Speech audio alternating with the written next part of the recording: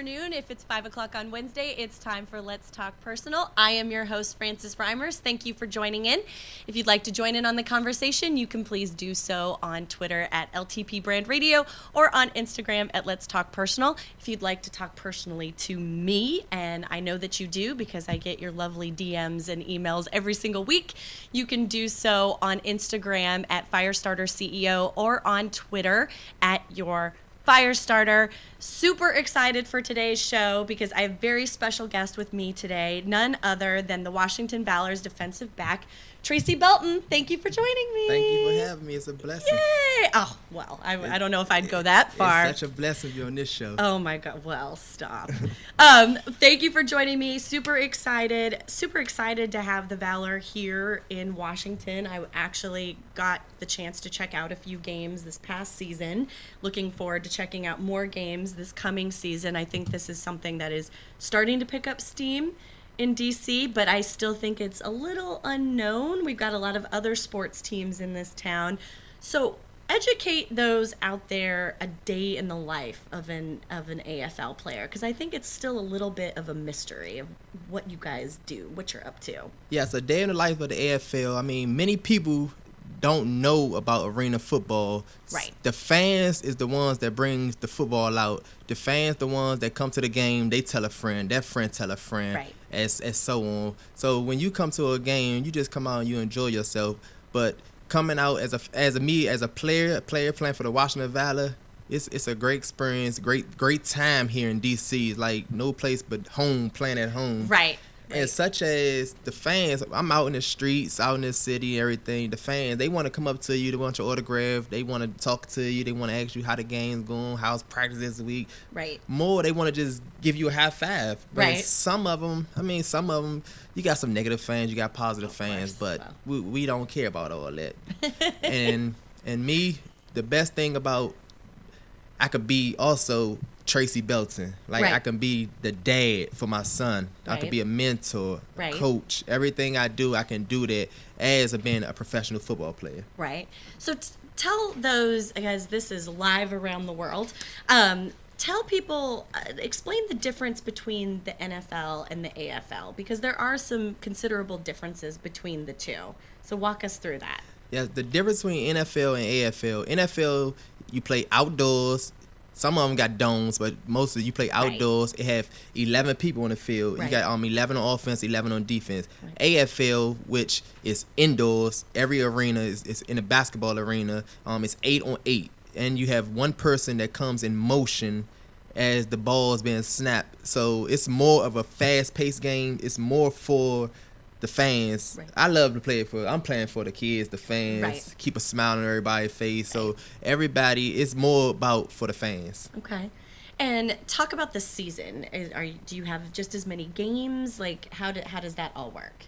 We have 14 games plus playoffs and championship and all that. So everything is the exact same. We're 6 months on, 6 months off. So when we're playing, NFL is on break. Right. When we're not playing, like right now we're off season, NFL is playing. Right. So we'll start back up in training camp in February, and then season will start in March. And I think I saw on social media, or maybe I even saw on the news, that tryouts are coming up for the Valor. Yes, they have tryouts December 9th at API. It's in Crofton. So you think you got what it takes to get out there. Hey, come out there and show yourself. Show the coaches. Show what you got. Show what you about. I mean, because you never know. You can be that guy that comes out and help us get a spark to a winning season. Right. And so you are originally from the D.C. area. So what was it like to go from D.C. and then you played in Philly, and now you're back in D.C. So tell us a little bit about that journey. Oh, yes. Philly. I was in Philadelphia last year. I mean, nothing like Philadelphia. Philadelphia going to always have a part in my heart because Philadelphia, I won a championship Philadelphia last year. Right. I did something no player ever did in arena football. I got Defensive Player of the Year last year in Philadelphia, and I got Defensive Back of the Year, and I got First Team All-Arena. No player ever done that in football history. So Philadelphia gonna always have a part in my heart. But It's no place like playing at home. Right. And so where did you go to high school here? I went to Lago High School. Okay, so you are local. I'm local, yes. So the whole family's here. Everybody's here. And do yes. they all come out to the games and cheer on the Valor? Let's just say the first game, I had a request for 100 tickets. What? Okay, yes. first of all, you don't know 100 people. Let's dial this back. You're just showing off. No, I had 100 tickets first game. But that's like a whole section. Yes. Yes, they come out, like the fans, my family and friends, they come out and show a lot of support. Right. Everybody showed me a lot of support here. Right. And the AFL is definitely, I think, taking a very similar track as minor league baseball, where they're trying to get the fans as up close to the players as humanly possible. And so after every game, there's you're signing autographs, kissing babies, shaking hands, that sort of thing too. Yes, and that's what it's about. The fans, they right there on the field, so the fans think they in the game sometimes, especially when the quarterback throw the ball out of bounds, they get to keep the football. Right. As you can run down the sideline, dap them up. As in NFL, you're not running down the sideline, dapping the fans up. The fans cannot get close to players. No, they can get nowhere near you. Right. Arena, the fans like they part of it. Right. They could feel it. The right. little kids, the kids love it. Like yes. Especially when it's time when they be dancing and stuff. Like I be peeking in the stands. I be seeing them. And then afterwards we had the meet and greet. We signed autographs. So that's our way of saying we happy for y'all coming out no matter we win or lose. Mm-hmm. We gonna be out there signing autographs for y'all, for showing us some love, coming out there supporting us. Right. And so for a lot of the guys that in the AFL, the journey to where they are now is kind of a hard road to hoe. It's not kind of the storybook route that we think of when we think of NFL players or NBA players, that they're in high school and then they go to college and they get drafted and it's happily ever after. Talk a little bit about your journey from high school to where you are in your playing journey right now. Yes, my journey from high school, I actually went to Folk Union Military Academy because I didn't come out. I mean, I had all the talent, but my SAT scores wasn't great what they wanted. Right. For me to get a full scholarship, I needed that SAT scores. Right. Because I didn't have the money to pay for school. Right. I had all the talent, but didn't have the money to pay for school. Right. So I had to go to Folk Union Military Academy, and that right there, which I think was one of the best things I ever did. Mm-hmm. Went to a military school. It helped me out a whole lot to mature in life, mature everything. And where's that located? It's located in Virginia. Okay. In Southern Virginia? I think it's Petersburg. Okay, yeah. It's in Petersburg, yep. Virginia. Mm-hmm. So I went there, and after that, I left Folk Union in January. Uh-huh. I got a full scholarship. I had a lot of offers, but I got a full scholarship to the University of Massachusetts. I went there, and ever since then, I became just like focused on what I have to do because I know what it takes. Because I was just at this military school, right. which I thought was like the hardest thing right, for me. I'm sure. I had little kids telling me what to do. Little kids, they was 13 years old. So I had to it had to hit me. So, and when it hit me, I understood right. why it was happening. Right. So I went there. Then I went to UMass. Then after college, my coach asked me, did I want to play football anymore? Or did I want to coach? Mm-hmm. I told him, Coach, I want to coach, but I still want to play. Mm-hmm. He said, if you want to play, I'm going to make this phone call. Made a phone call for me to a Milwaukee coach. Milwaukee Iron was an arena football team. Mm-hmm. He made a phone call out there. I went out there, and a coach, from his word, gave me a contract. Wow. Like, just by me getting off that plane, him picking me up, I got a contract. I didn't do no workout, no nothing for him. So now... Is that common? That's not common. Okay. I didn't think so. Now I have to. My coach in college treated me like a son. He always say that it's something about you. It's just something about. I just didn't have the size that. Right. I wasn't big. I was only 150 when I left college. Okay, my butt weighs 150, so that's rough. I was pretty little. So I mean, we did that, and ever since then I've been like a major factor in arena football. Right. And so how long were you in Milwaukee? I was in Milwaukee for 2 years. Okay. And then I went to Georgia. I was in Georgia for 2 years. Uh-huh. And the coach right now that's the Washington Valor was actually my coach from Georgia. Okay. Me and him had a connection. And Now I'm back with the Valor. I went to Philly. But you went to Philly. I went to Philly. Now I'm back with the Valor. Yes. Oh my gosh. And so was you coming to Washington your choice? Were you traded? How does that work in the AFL? Actually, I was after Philly. I was a free agent. Okay. So I still was under Philadelphia contract, but they had the first right to talk to me. Okay. But the Valor was what I just chose, but Right. Philadelphia had the rights over me until Okay. my contract was completely up. And so at the AFL level, explain to me a little bit how the free agency system works. I mean, in the NFL, there's, a period of time where someone can be picked up. Is it the same thing? Is it the same period of time? How does it work? It's the exact same thing, really, because only thing different is, like, okay, you might sign a 1 year, 2 year, 3 year, something like that. When your year's up, that's when you're free agent. That's when you're the free agent. Right. So that's when people can talk to you. So it's a certain range, probably from like September 15th through through like February. Okay. So it's about that frame right there. You Right. get to talk to other people. Now, and as opposed to the NFL, are there a lot of guys in the AFL that are kind of, navigating their career on their own without an agent, or do most of the guys have representation?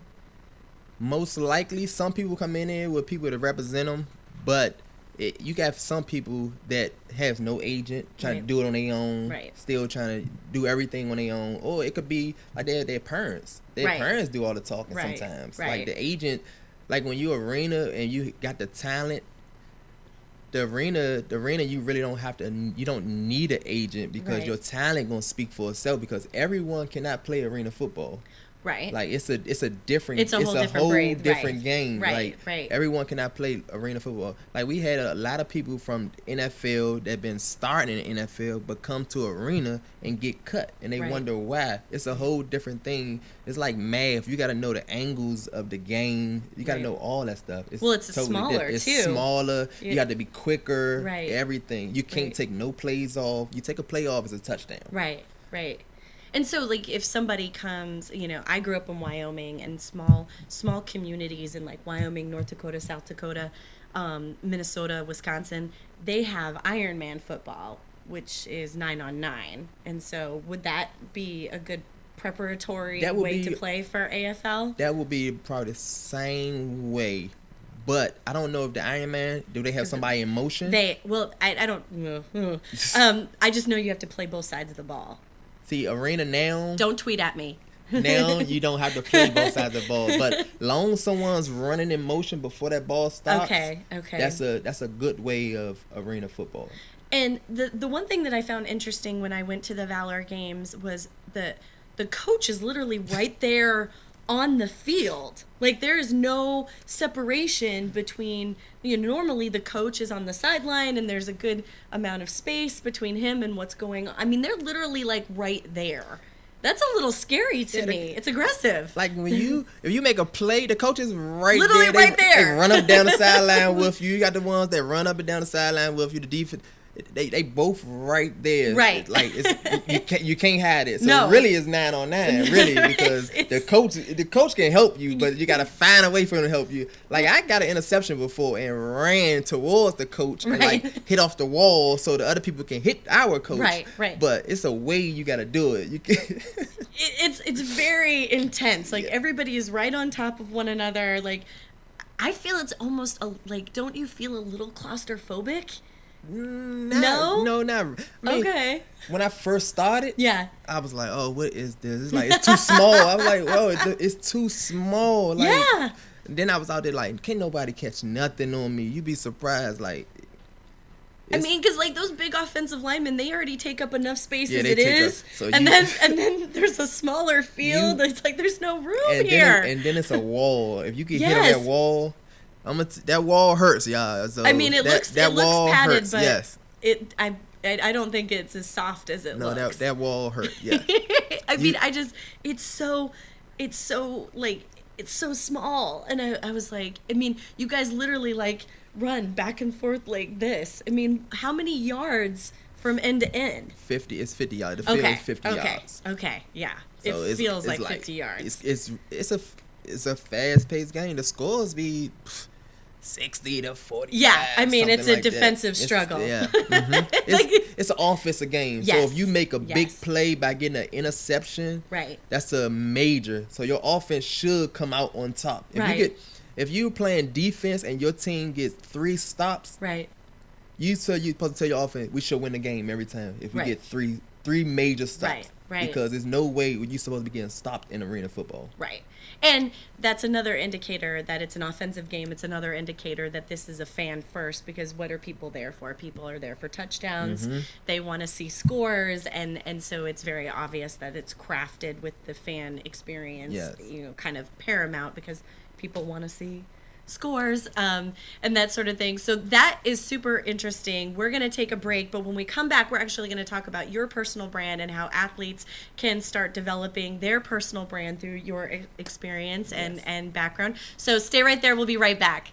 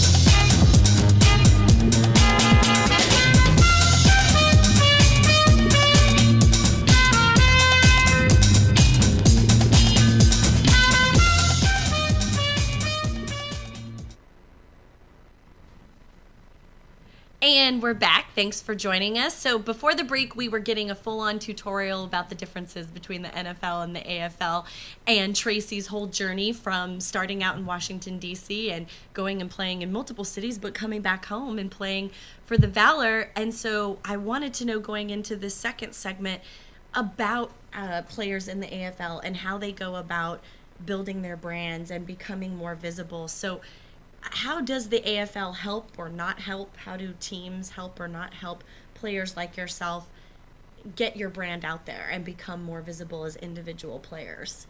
To me, I think it's the fans that brings that out. The fans, the ones that come to the games, that tell somebody. It's about talent. If you got talent, it's gonna bring out your brand. Mm-hmm. So long as you got talent and doing what you gotta do on and off the field, that's gonna bring out your brand. But as far as everything else, the Valley, I've been going to different schools and stuff, talking to kids. I've been doing some shopping for the homeless people. Mm-hmm. I did that. I have something else coming up I have to do. It's a thing I'm doing Saturday, Hustle Hard. It's a celebrity basketball game. Oh yeah, I heard about that. I will be there. Yeah. So are you a judge? Are you playing? What's going on there? They wanted me to play, but I didn't want to get out there and show them too much. But the Valley probably be mad about me doing that. And so do people come to you? Is the team setting these up? Like how do people reach you if they want to engage you for these kinds of events?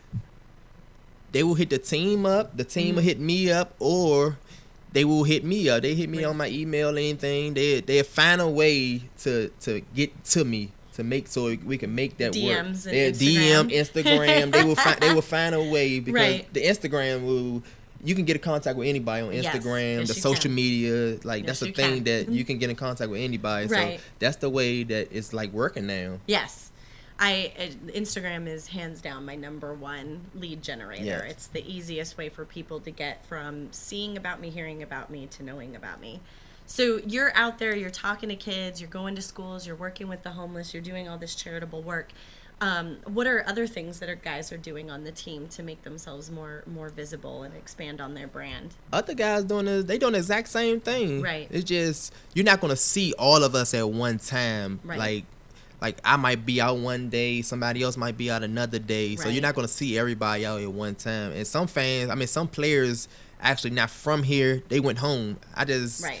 I'm from here, so Right. this is my hometown. So Right. you're gonna see me more than other players. It's some players still here, they're still living here, but you're gonna see me more than others. So I will be around doing a lot of things for the community and everything. So that basically get it out there. Okay. And how would you describe your brand?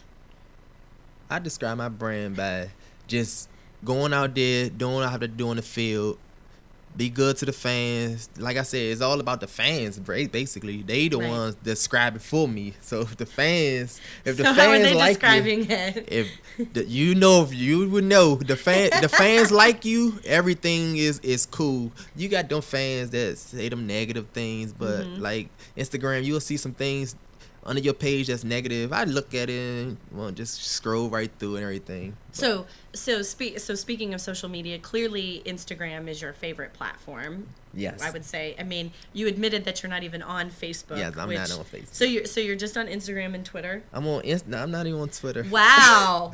I'm You are single platform only. I am Instagram and I do Snapchat. Snapchat. Yeah. What are you, 12? Yes.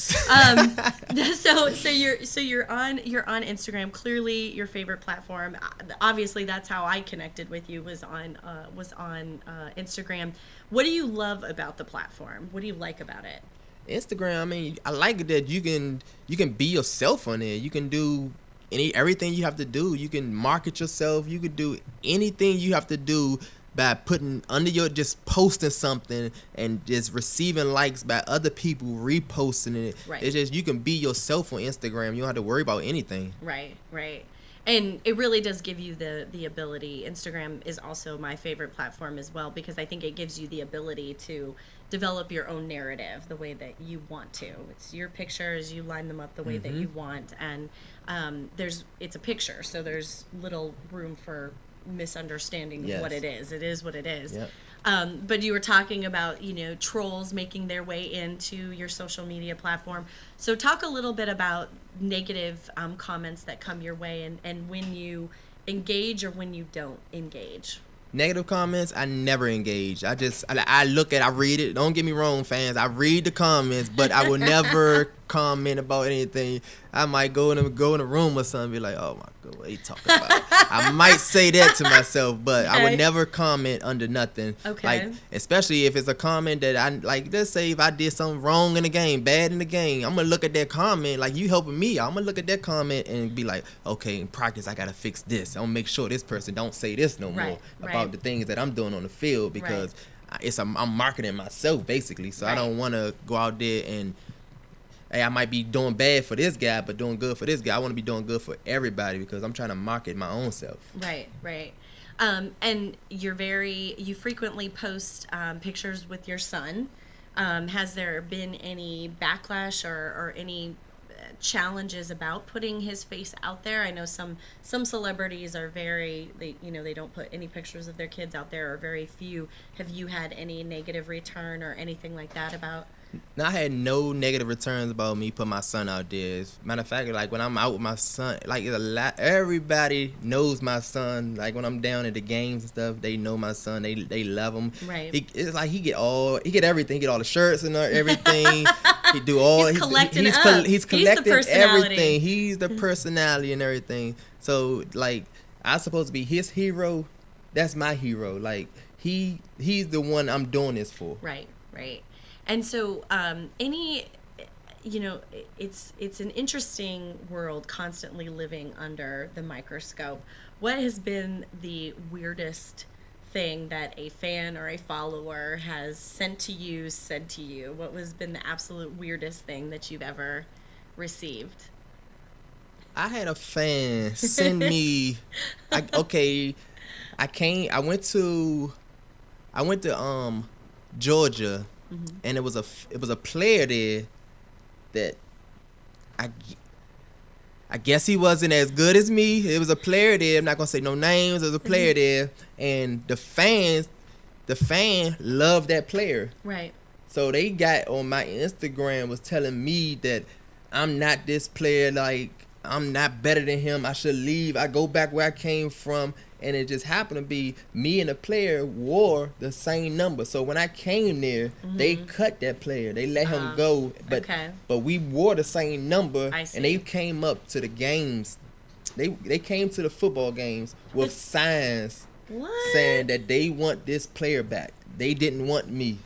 But it just made me feel good because after the end of the season, that same fan came up to me and was like, I'm sorry for what I did to you. That you're a great person, you're a great player. It just me and this guy had a connection and everything. I said I wasn't even worried about nothing. Right. I told the fan I wasn't worried about it at all. Like, I mean, connection. I don't know. I don't know what that was about. That seems a little suspicious to me. I don't know what kind that of was level about. Of connection are we talking about here? I mean, I would have found that a little overwhelming. I mean, I did too. And then when I left and went to another team and played against them, oh, that one fan was still there. He was there. Like when I go down there, he used to always just say, "Oh, Tracy, you suck. Go back. We don't. You can't be." What? That's insane. At one point, he made me so mad. Like I had to tell him, like, I'm not gonna say what I told him, but he made me real mad. I mean, that's a little aggressive. Yes, that was experience right there. That was like a one-time thing. That was the only time it happened. Hopefully that's the only time. Yeah. That's a little aggressive. So, AFL players probably do not get the level of visibility that an NFL player would to bring in things like endorsements or sponsorship opportunities. So have you tried to grow your visibility to have sponsorship opportunities come your way, and how has that worked or not worked out in your favor? I haven't tried it, but that's something I need to try. I gotta get in the right form of working that out. I need to get that out there though. Well, someone who knows how to do that. And so, some guys are lucky that because they're local, they're from where they're playing, such as yourself, they have the opportunity to tap into local businesses and have them become a sponsor or endorser. And so you might want to tap into the local businesses like in Largo and other places. I mean, there's tons of sporting goods and all of these types of companies and restaurants and those kinds of things that are here in the DC metro area that are small, and they're looking to connect themselves to a larger brand, and you belong to a larger brand. Mm-hmm. And so it kind of opens up a two-way conversation. So I always tell players, especially guys who like yourself that are in the AFL or in the minor league or in the G leagues or whatever, pay close attention to people who are following you. It doesn't hurt you to go through your followers, especially on Instagram. Yes. Go through your followers and see who's connected to what. Mm-hmm. You'd be really surprised. I mean, you have a lot of followers. You'd be really surprised when you actually go through who's connected to what. And if you see somebody who you're connected to who owns a business or who works for, a car dealership or anything, I always tell guys, don't hesitate to DM them. I mean, they Yeah. would DM you if they yeah. wanted something for free. Don't hesitate to DM them. And, I say, ask the big ask first, right? Like, ask the biggest thing that you want, and then let the negotiation yes. whittle down to what it is that you're willing to settle for, right? So start big and then go down to what you're willing to settle for. And so, like, there was a guy that was playing in the minor leagues up in Baltimore that I was helping out, and there was like just a restaurant there, and I was like, just DM them and say, are you doing an ad campaign coming up? Do you want me to be part of it?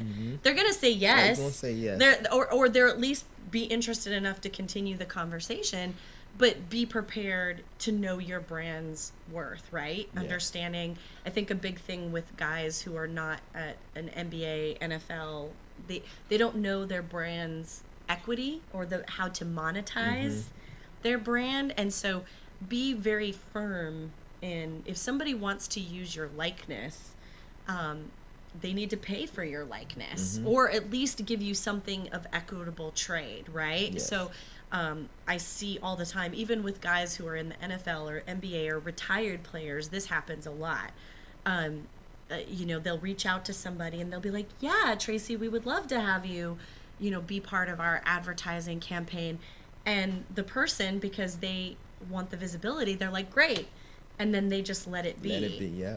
If the company is like, yeah, we're doing a marketing campaign and we'd love to have you part of it, and you say, okay, well, this is my fee, and they push back and they're like, oh no, we're on a limited budget, blah, blah, blah, then the next natural question for you, and to monetize your brand as someone who is a celebrity, is ask them to give you what does their marketing package look like?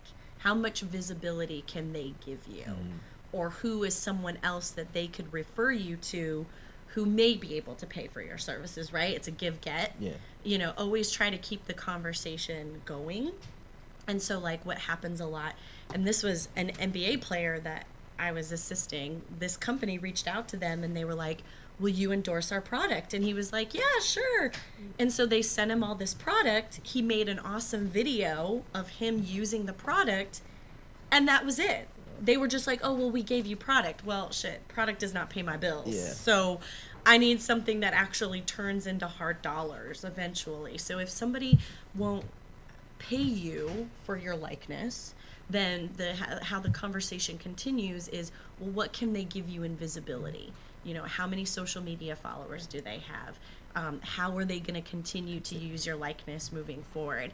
I think that's the greatest way, especially since you're local, yes. to keep that conversation going. So look through those, Instagram or even your Snapchat too. There are companies that are still out there advertising on Snapchat. I don't know who, but there's somebody out there. But that's just the way to keep the conversation going. Yeah. For yourself long after, because what's next for you after football? Like, how long do you keep playing, and what is the next step in your career? I'm gonna keep playing until I can't play no more. But the next, I want to coach.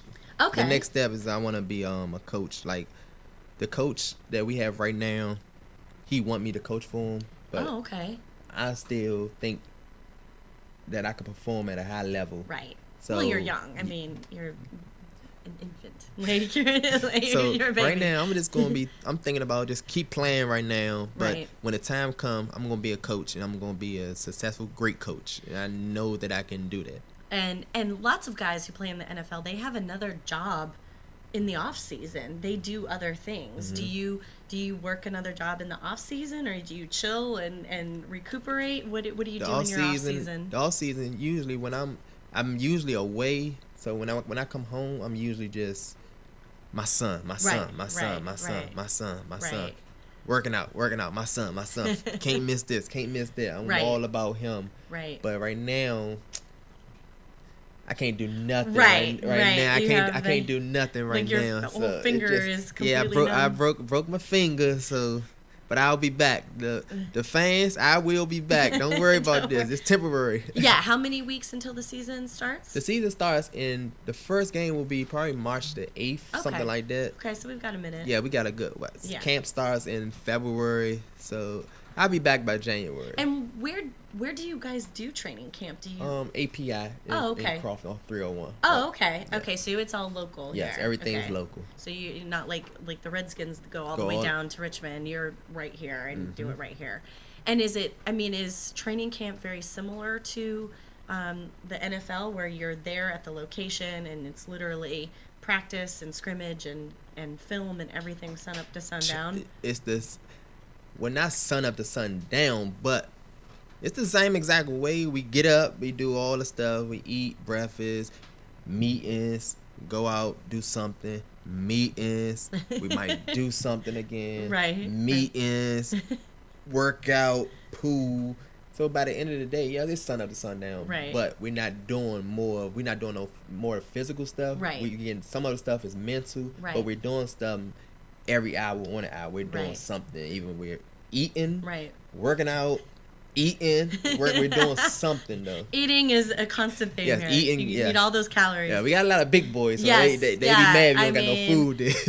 My heart goes out to all the big boys. I do love the big boys, but so is it like, the Redskins? They all stay in the same hotel, like they literally are around each other 24 hours a day. Is it It's the exact same thing? way. Camp, we together 24/7. like you get tired, and then we in practice, we just be hitting each other in practice. So when game time come, like we ready for new blood, new fresh meat to hit. Like it's just at the camp, you so excited to play against somebody else because you're going against the same thing over and over, and that's how you become good in practice, by you going against your players. Right. When you go against somebody else and you break the film down, the games is the easy part. Right. The practice is the hard part. Right. Like once you break the practice down, the games is like it should be very easy. Interesting. Okay. Normally people say the opposite, that practice is easy and the games are hard. So that's interesting.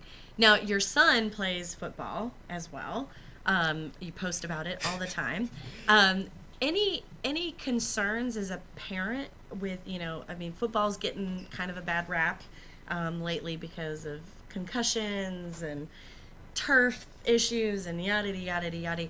As a parent, do you have any concerns or anything that you kind of watch out for with your son playing? I'd be concerned, but I really try not to think about it. Like in practice, I was at practice 2 weeks ago. My son had went down and he was crying and he had grabbed his hand. And when he grabbed his hand, I'm thinking about my hand. Like, oh, what is going on? I go over there. He tell me his hand broke. I'm like, so I know what a broke finger is and all that. So I tell him, I do some movement exercise with him, like, are you okay now? He's like, no, it don't. But he was okay. At the end of the day, he was okay. He powered through. Yeah, he finished everything. So I try not to think about it, because my father, when I was raised, everything was, you okay? Put ice on it. Right. You okay? Just rub some dirt on it. Do this. Do that. You okay? We're not coming out. You okay? Right. So that's why I be hard on my son about it. Right. Right. And do you think he'll stick with football, or do you think this is a phase?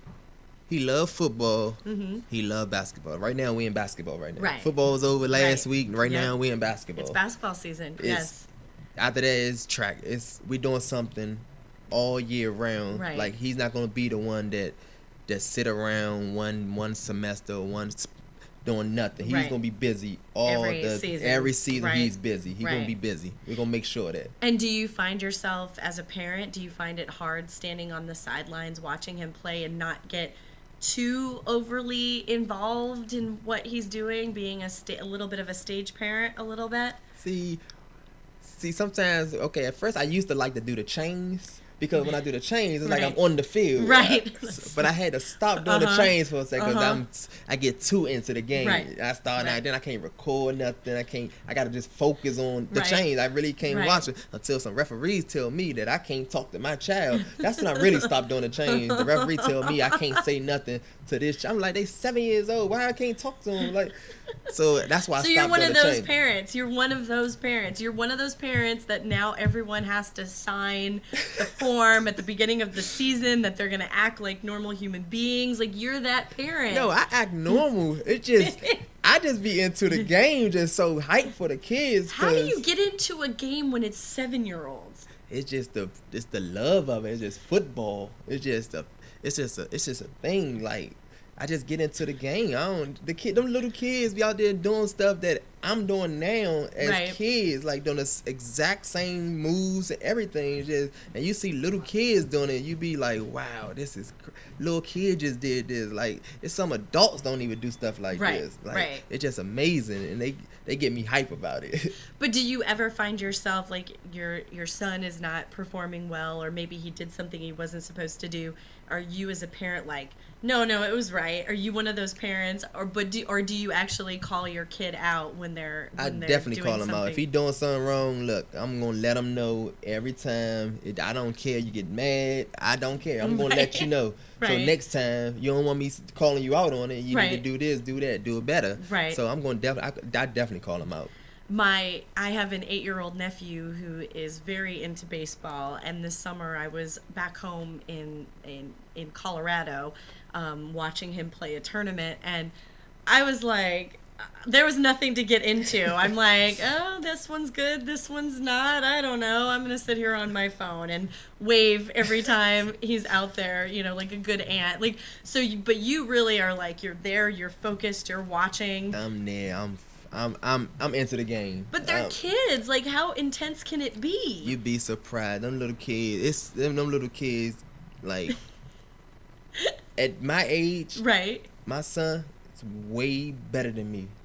Interesting. And that's scary. Interesting. Because he's just the things he know. Like, when I was coming up, some things I didn't know. I was going to this camp, this football camp, this football camp, this basketball camp. Now he going to camps, and he has someone that actually play the sport, actually can work with him off season. When we ain't doing that, we go out there, do this drill, this drill. Like, I got him doing the drills that I do. Like, some kids that's not even in their playbook, not even thinking about nothing like that. But I have my son out there because I want him to be the best. I want him to be better than me. At all times. Everything he do in life, I want him to be better than me. Of course. And do you ever worry, or are you concerned at all that, younger players, they're getting better access to training and supplements and all of this? I mean, on Friday I'm speaking at an event where it's high school kids, and we're talking to them about training and their brand and getting recruited and that sort of thing. Do you ever worry that kids are getting too much too soon, and we're pushing them towards something too soon? I'm worried about that because right now I'd be like, okay, he's still a kid. Let a kid be a kid. He's what, 10? He's 7 years old. So let him stay a kid. I had some coaches come up to me and say that I got a player going to that his looking at DeMatha. I'm like, I'm not even thinking about DeMatha right now. He's 7. Don't get me wrong. Like, the coach is my boy. Don't get me. DeMatha would be nice, but he's 7 years old. I'm gonna let my son be a kid. Like, I'm not worried about that right now. Like, when the time come, it will come. I mean, I've had parents reach out to me whose kids are in junior high, that they're interested in paying to have someone build their child's brand. And so it's just concerning to me that I think that we're putting, I mean, it's happening whether I'm concerned about it or not, but I just wonder, like, are we just giving them too much too soon? Are we putting them in the spotlight and putting them in too much pressure too soon? Are you seeing that? Yes, that's what it is. We're pushing them too soon. That's exactly what it is. Yeah, Parents, we need to slow down, let the kids be kids, because when that time comes that they be teenager, adults, you gonna want them to be that kid. Like, you gonna want them to. You don't want your child to grow up too fast out here, because I mean, you see what's going on in the society, the world today. Like, just take your time with everything. Be patient. Like, the time will come. I mean, like, I remember when we were growing up, my brother is very athletically gifted, and like, they wore their cheap soccer jerseys, and when the game was done, everybody had their Capri Sun and their orange slices,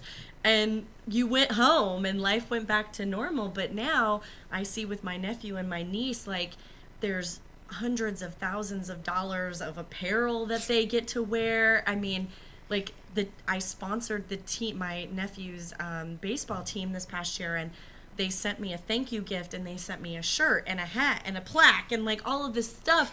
And I'm like, I don't need all of this, and he doesn't need all of this. Can't they just go out there and play? Like, yeah, they definitely going all out. Like, now they going all out right now. I mean, it's a little aggressive. I feel it. I mean, I'm sure, don't tweet at me because I'm sure there's parents that are like, you don't know, you don't have kids. No, I don't. But I'm a little concerned, you know, especially for someone like your son who, you know, his dad is in the spotlight. His dad plays professionally. Other friends of mine who play professionally and have kids.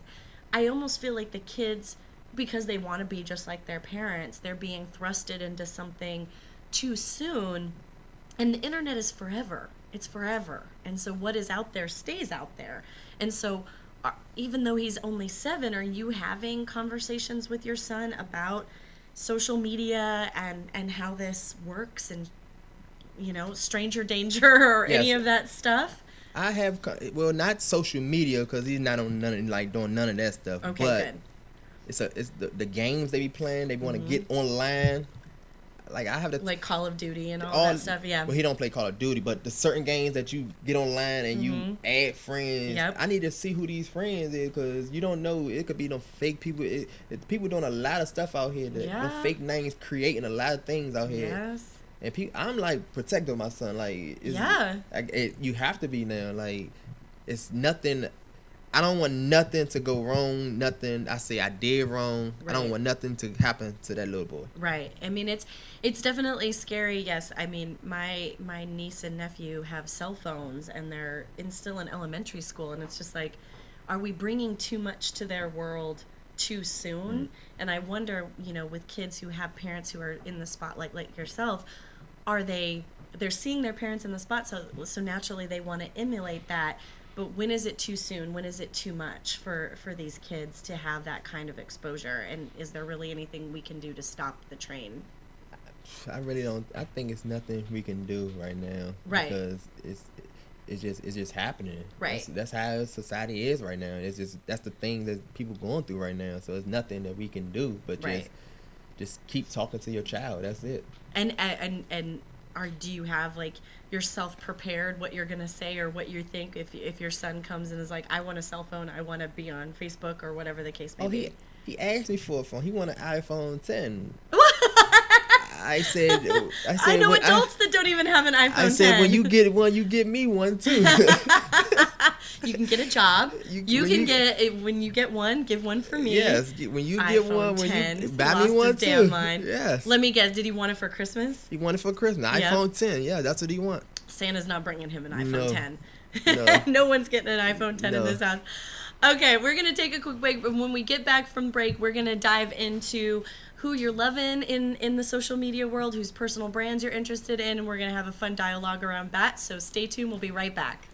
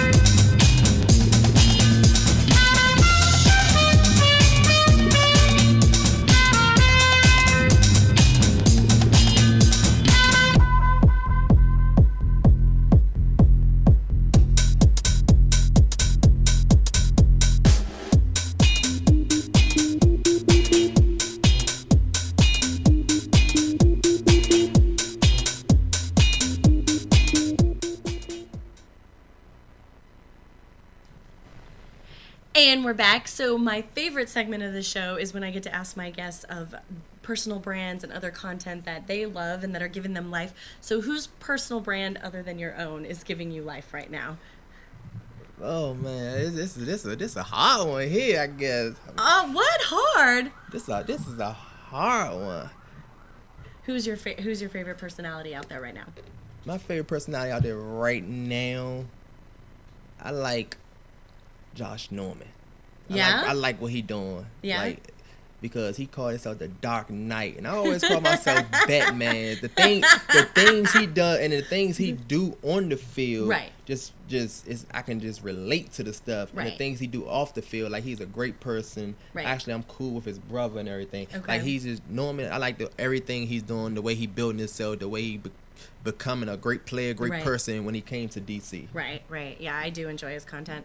And who do you think is putting out, like, celebrity, non-celebrity, who do you think is producing the best content right now?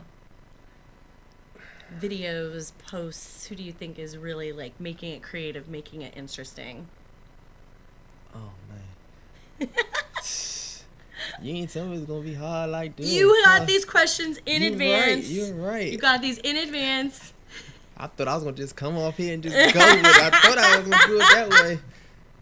Well, I'm gonna say I'm going with the stuff the Washington Valor does. Yeah. Because the thing that they does and for us to have the #1 fan base this year for the first season, right? I have to applaud them that the things that they done They're this really year. Pushing stuff like they out. push stuff out like great.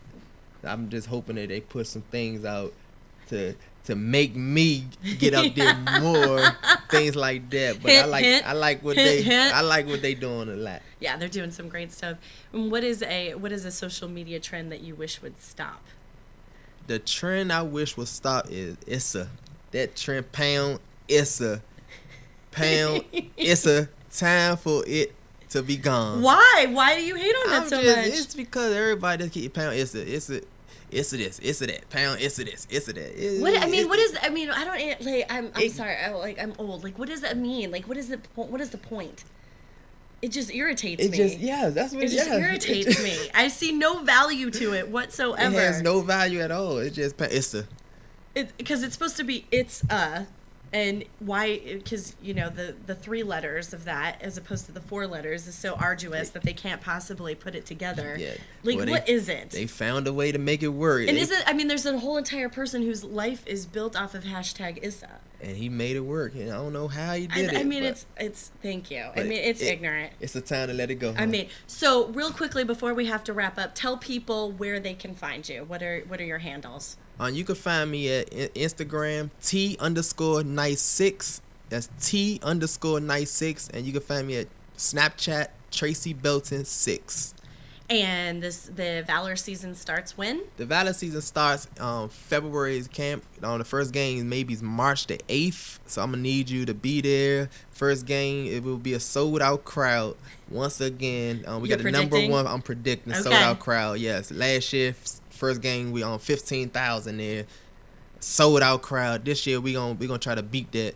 But first game, March 8th, we need all our fans to stay loyal fans, and last season we will get that right this season. And if you're not in the DC metro area, can you watch the games online? If you're not in DC metro area, you can watch the game online at AFL.com live TV, or the games will be on TV. We play on ESPN and NFL Network. Perfect. Just have to know which day the game will be televised. Perfect. Well, thank you. Thank you, sir, for being on the show. Join us next week when I have social advocate Joshua Harris coming all the way down from Baltimore to join me. Until then, if you'd like to join the conversation, you can do so on Twitter at LTP Brand Radio and on Instagram at Let's Talk Personal. I am Frances Reimers. If you'd like to connect with me, you can do so on Instagram at Firestarter CEO and on Twitter at Your Firestarter. That is all for today. Check you later. Thanks.